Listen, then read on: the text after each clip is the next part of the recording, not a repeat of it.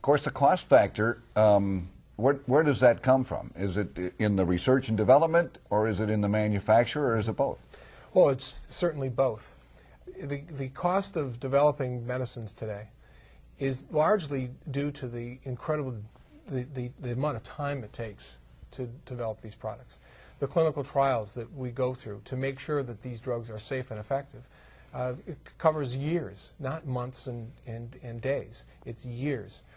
Those investments are necessary to make sure that enough patients receive the medicine, and that doctors and statisticians and ours and within the industry and as well as within the academic community are able to say with great certainty that a drug is going to be effective, but it is also going to be safe. So it's the amount of time, and it's the amount of care that goes into developing these products. Let's talk about that as we go forward a decade or 2 decades, about where we're going, how much is it going to cost, can we afford it, and then we'll address that safety issue too. Well, I would argue I don't think we cannot afford not to invest in making new medicines.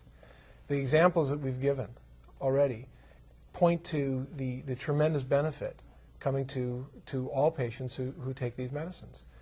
Keeping people out of hospitals is cost savings. There is no question. No one argues about that.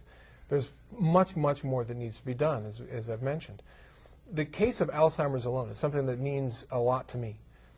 I began my work, after leaving Madison, began my work at Bristol-Myers Squibb, working on developing animal models for Alzheimer's disease. This disease has huge societal costs. The number of patients with the graying of the population is only increasing, and the cost to the patient, the cost to their families, the cost of hospitalization or institutionalization of these patients is really substantial, and it's only going to grow over time as we baby boomers begin entering the retirement years. The number of us that are going to suffer from Alzheimer's is only increasing. If we don't invest now, before these massive, truly massive numbers of patients reach those years and develop diseases like Alzheimer's and related diseases, it's going to be a massive hit to the healthcare system. And of course, we have always had that elusive cure for cancer or heart disease and all that stuff. Yes. And your industry's working on that. Whether they get there or not will be determined, I guess, by do we invest enough in it? Do we continue to invest? Pfizer has a massive program in oncology. It is one of our one of the top programs that we have. About a third of our research and development investment is in oncology. We have a couple of products that we've brought to the marketplace already with the hopes of bringing many, many more. The problem is that it is a long road, and it takes a tremendous investment and a tremendous amount of time. Also, when President Nixon declared war on cancer back in the early 70s, it was believed that it was one disease in several tissues. Today, we know that that's not the case. The etiology of disease, the genetics of oncology tells us that it is many, many diseases, which requires more investment in more areas to bring safe and effective medicines to patients who are waiting. And let's quickly talk about safety, because you can't just develop a medicine to cure something, but it causes some other effect that's unacceptable. Right. One of the main reasons, one of the frustrations that I feel sometimes, is the suggestion that our industry doesn't care about the safety of our products.